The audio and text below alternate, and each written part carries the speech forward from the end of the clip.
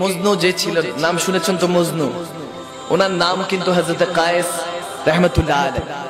তেনার নাম হলো হযরত কায়েস। তিনি একজন তাবি ছিলেন, কিন্তু তিনি ফেমাস, বিখ্যাত হলেন মজনু নামে, ম্যাচ, পাগল, দিবানা নামে, ঠিক কিনা? লায়লার প্রেমে দিবানা। সে মজনুকে সারা দুনিয়া বলতো পাগল। সারা দুনিয়া কি বলতো? পাগল বলতো। আর একা মজনু সারা দুনিয়াকে পাগল ভাবতো। একা মজনু সারা দুনিয়াকে পাগল ভাবতো, আর মজনুকে সবাই পাগল মনে করত। মজনুকে জিজ্ঞেস করেছিল কেউ একজন, লায়লা কি দেখতে খুব সুন্দর নাকি? লায়লা দেখতে কি খুব সুন্দর? মজনু বলে, না, আমি লায়লাকে তো কখনো দেখি নাই। সুবহানাল্লাহ। কায়েসকে জিজ্ঞেস করো, লাইলিকে দেখতে খুব সুন্দর নাকি? হযরত কায়েসকে যখন বলা হলো, তখন হযরত কায়েস বলছে, লায়লাকে কখনো আমি দেখি নাই।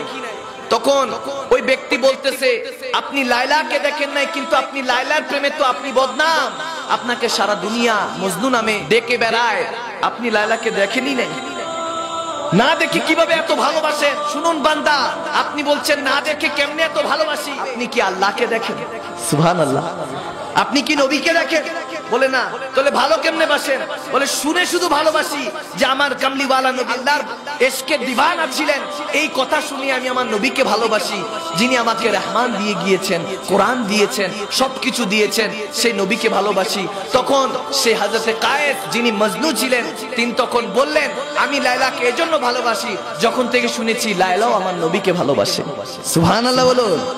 আমার লায়লা আমার নবীকে ভালোবাসে, তাই সেই জায়গা থেকে আমি লায়লাকেও ভালোবাসা শুরু করেছি। সুবহানাল্লাহ।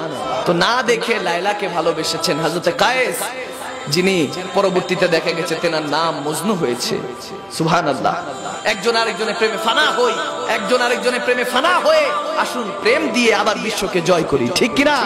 রাজি আছি কি নাই? এজন্য আজকের মেহফিলের পর থেকে হিংসা বিদ্বেষ ছেড়ে দেন। অনেক দিন ধরে ধরেন, মনে করেন যে আপনার কোনো ভাই বাবার সাথে, আপনার কোনো চাচা মামার সাথে, ফুপা আন্টির সাথে, তারপর যার সাথে রিলেশন আপনার খারাপ চলছে, আপনার প্রতিবেশীর সাথে রিলেশন খারাপ চলছে, আগামীকালকে যান, দরজা নক নক করেন, তিনি খুলে দিবে। দরজাটা খুলে দিলে তেনার কাছে যান, ফল ফ্রুটস নিয়ে যান। তখন সে হয়তো ভাবতে পারে কি মতলবে আজকে আসছে, হয়তো অনেকদিন আপনার সাথে শত্রুতা, সমস্যা নাই, সে যেটাই ভাবুক, তাকে জড়িয়ে ধরেন, জড়িয়ে ধরে বলেন, ভাই আমি আপনাকে মাফ করে দিলাম, দাদা আপনাকে আমি ক্ষমা করে দিলাম, চাচা আপনাকে, মামা আপনাকে ক্ষমা করে দিলাম। আমিও তো উম্মতে মুহাম্মাদি, আপনিও তো উম্মতে মুহাম্মাদি, আমিও রাসূলের আশিক, আপনিও রাসূলের আশিক, আপনিও আল্লাহর বান্দা, আমিও আল্লাহর বান্দা। আপনার খোদাও এক, আমার খোদাও এক, আপনার কালেমাও এক, আমার কালেমাও এক, আপনার নবীও এক, আমার নবীও এক, আপনার কোরআনও এক, কিতাবও এক, আমার কিতাবও এক, আপনার সমস্ত রোজাগুলিও এক, নামাজগুলিও এক, আমার রোজা নামাজগুলি এক। যেহেতু আপনার আমার মধ্যে বিভেদ নাই, তাহলে দুনিয়াতে এই অল্প দুনিয়ার সময়ের জন্য কেন এই দুনিয়ার মধ্যে আমরা তাফাররুক করব? কেন বিচ্ছেদ করে রাখবো? কেন বিভাদ করে রাখবো?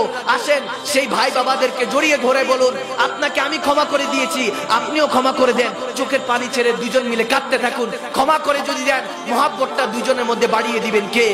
চিল্লা বলুন কে? আল্লাহ বাড়িয়ে দিবেন। যখন এরকম করে দিবেন, সমাজটা সুষ্ঠু হয়ে যাবে, সুন্দর হয়ে যাবে, ঠিক কিনা? ঠিক কিনা বলো।